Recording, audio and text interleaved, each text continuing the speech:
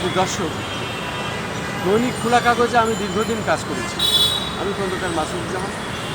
যেহেতু দৈনিক খোলা কাগজের সম্পাদক ছিলেন টুকু ভাই এবং তার সাথে ব্যবসায় সম্পৃক্ত ছিল গফুর, এবং গফুর নামে আর এক ভদ্রলোক, সেও এখানে সম্পৃক্ততা ছিল। তাদের ব্যবসায়ী সম্পর্কে একসাথে পার্টনারে ছিল এবং তারা বলে যে আমাদের ব্যবসায়ী পার্টনারে এখন পত্রিকা যেহেতু বিক্রি করেছে, বিক্রি করার পরে সে টাকার জন্য সেও টুকুভার কাছে মামলাজনিতভাবে মামলা করে এবং মামলার মাধ্যমে সেটা শেয়ার ফিরে পেতে চায়।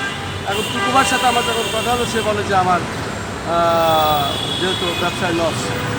এখন গফুর ভাই আমারে বলে যে মাসুদ, তুমি টুকু ভাইরে বলো, বলার পরে টুকুরে বলার পরে আমার কিছু পয়সা করি, যেহেতু আমার পত্রিকাটা আমি এভাবে চালাইছি, আমার পয়সাটা দিতে বলো, কানালায় মামলা করেছি, সে তো জেল হবে। এখন ব্যাপার হচ্ছে কি, আমি তার কথা মতো বললাম, বলার পরে সে বলে যে ব্যবসা করেছি একসাথে, ব্যবসায় লাভ আছে। এটা হলো টুকু ভাইয়ের কথা। কিন্তু আমার কথা হলো, তারা দুজন যখন সম্মিলিতভাবে ব্যবসা করতো, আমি তখন পত্রিকাটা এমন একটা পর্যায়ে ছিল চালাতাম। আমি ওই পত্রিকাটার সিনিয়র সাংবাদিক ছিলাম এবং সিনিয়র ক্যামেরা পার্সন ছিলাম। আমি ওখানে অনেক কাজ করেছি, দীর্ঘদিন কাজ করেছি। এক সময় ওখানে কাজ করতে করতে হেফাজতের আন্দোলন সংগ্রামের ভিতরে আমার ক্যামেরাও খোয়াই যায়। আমি বিভিন্ন সময় খুব ঝুঁকিপূর্ণ কাজের মাধ্যমে থাকার পরে আমার কোনো রকম যান নিয়ে আমি বেঁচে আসি, প্রাণী বেঁচে যায়, সেটাও তো সবাই জানে।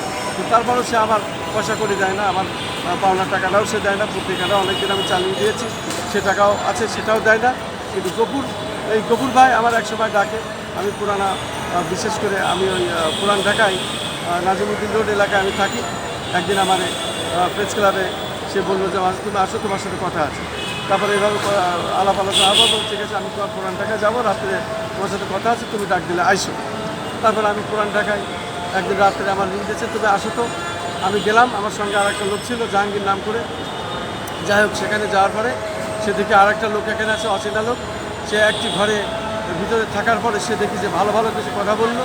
কথা বলার পরে এক পর্যায়ে সে দেখি আমার হুমকি দেয়। সে আমার দিয়েই তার প্রচারটা করালো, তার টাকার জন্য টুকু ভাইয়ের কাছে বলার জন্য।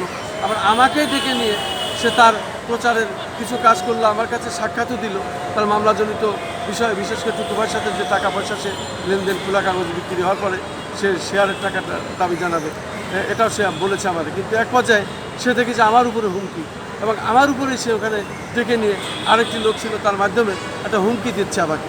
আমি বুঝতে পারলাম না, অবাক একটা ভদ্রলোক মানুষ, সে আমার সাথে কথা বলে খোলামেলা, অথচ সে ওইখানে নিয়ে যায় আমাকে একটি জায়গায় আটকিয়ে সে দেখে যে আমার উপরে চড়া হয়ে যায়, আবার হুমকি দেয়।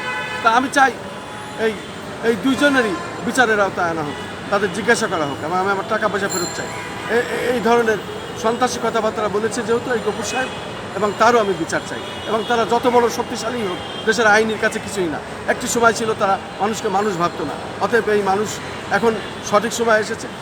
এখন তত্ত্বাবধায়ক সরকার ডক্টর ইউনূস সাহেব এবং অন্তর্বর্তী সরকার, এই অন্তর্বর্তী সরকারের কাছেও আমি বিচার দাবি জানাই এই দুই ব্যক্তির জন্য।